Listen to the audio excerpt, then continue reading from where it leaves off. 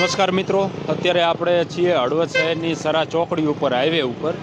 અને જે લોકો અહીંથી પસાર થતા હોય એ બધાને ખબર હશે કે જે લારીઓવાળા જે છે, જે રોડ ઉપર ધંધો કરતા હોય છે અને એના કારણે કેટલા ટ્રાફિકને બધું થતું હોય છે. પરંતુ આ જે કંઈ લોકોની રજૂઆત છે એ રજૂઆત નથી ધ્યાને લેતું પાલિકા તંત્ર કે નથી ધ્યાને લેતું બીજું કોઈ તંત્ર.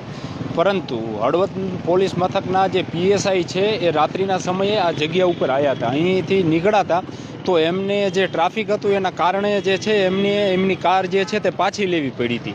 એ એમને ન ગમ્યું અને એના કારણે જ અહીંયા આગળ જે એક પાઉંભાજીની લારીવાળા હતા, સામે એક નારિયેળની લારીવાળા હતા, તેની સાથે બીજા પાણીપુરીની હોય કે પછી અત્યારે ઓલા ચણાને લીલા ચણાને એની લારીવાળા હોય, તો એને તાત્કાલિક જે છે તે સવારમાં આવીને હટાવી દેવામાં આવ્યા છે. કંઈક પાઉંભાજીવાળા તો કંઈક બહારના રાજ્યના છે, એટલે એના કોઈ અહીંયા સગા સંબંધીઓ છે નહીં, એના કોઈ રાજકારણમાં ઓળખીતા છે નહીં, એટલે એને તો કંઈક પોલીસ સ્ટેશને લઈ ગયા છે એવી આપણને માહિતી મળી રહી છે. અને એમાંય આપણે કોઈ એવું સમર્થન નથી કરતા. કોઈ લારીવાળા રોડ વચ્ચે ધંધો કરતા હોય ને ટ્રાફિક સર્જતા હોય તો પછી એને આપણે સપોર્ટ કરવો પડે. આપણે એમાં અડધો ટકો છીએ નહીં. પરંતુ આ બે લારીવાળા જ માત્ર કેમ, અહીં આગળ એક સિટી સ્કેન સેન્ટર છે, તો ઘણી વખત અહીં જે દર્દીઓ આવતા હોય છે તો ટ્રાફિક 100% થતું જ હોય છે અહીં. તો પછી લોકોની રજૂઆત છે, લોકોની રજૂઆત ક્યારે ધ્યાને લેવાની? તમને થોડી નાની મોટી તકલીફ પડે તો તાત્કાલિક એક્શન લઈ લેવાના, તાત્કાલિક અહીંથી હટાવી દેવાના, ભગવાડી દેવાના. ન માને તો પછી પોલીસ સ્ટેશન લઈ જવાના. તો પછી જ્યારે અહીંના જે લોકો છે, અહીંથી જે વાહનો લઈને પસાર થાય છે અને એને આ બધી તકલીફો પડતી હોય છે, તો ત્યારે તો તમે કોઈ ધ્યાન કંઈ દેતા નથી. અત્યારે અહીંયાથી આ લારીઓવાળાને ઉપડાવી લીધા, તાત્કાલિક ઉપડાવી લીધા, અને જે પાલિકાની કે મામલતદારની જે કંઈ કામગીરી છે એ પોલીસ કરી રહી છે. દબાણ જે હટાવવાની ને એની કામગીરી કોની હોય આ બધી? તો એ બધાએ વિનોબા ભાવે ગ્રાઉન્ડનું આપણે જોયું હતું ને, ઓલા માજી મરી જાય એવા થઈ ગયા, કારણ કે ઠંડીમાં ઠરી ગયા એ રહ્યા. કારણ કે એમને જે છે ઝૂંપડું એમને કીધું હતું ને, આ તો બધા બીવી જાય ને એમ કે ભાઈ તકલીફ પડશે. આ બાજુ બધી બાજુ તમે જુઓ, અહીંયાથી થોડાક આપણે આગળ હાલી તો ઠેઠ દુકાન ક્યાં છે અને ઠેઠ કબજો ક્યાં સુધી જમાઈ લીધો છે એ તમે બધાય જુઓ. અને એની સામે વળી પાછા આ ભાડું લેતા હોય છે દુકાનવાળા. આ બાજુ પણ એવું હતું કે આ બાજુની સાઈડમાં પણ જે છે એ પાલિકાની જગ્યા છે. પાલિકાની જગ્યા હોવા છતાંય જે છે એ દુકાનદાર ધારકો જે છે એરિયા 3500 ને 5000 રૂપિયા અને 8000 રૂપિયા આવું એની દુકાનની સામે જે લારી રાખવાનું જે કંઈ ભાડા છે, આવા ભાડા વસૂલે છે.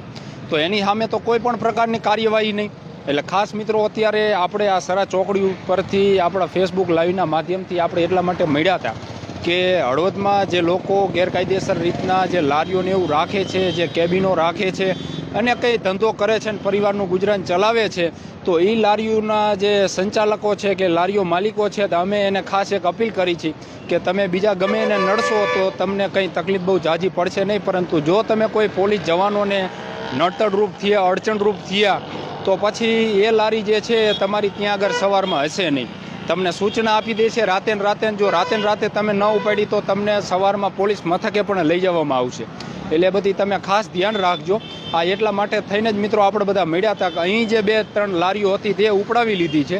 સારી વાત છે, ટ્રાફિક ન થાય. અહીંયા જે આ જગ્યા છે એ પાલિકાની છે, આ બીજા કોઈની છે નહીં. પરંતુ અહીંથી આગળ જે રોડ ઉપર જે ધંધો કરે છે, છેક રોડ ઉપર લારીઓ લઈ ગયા છે, અહીંયા ટાયર કોઈ કામમાં નથી આવવાના, છતાંય ત્યાં આગળ એ બધું એમણામ પડ્યું છે.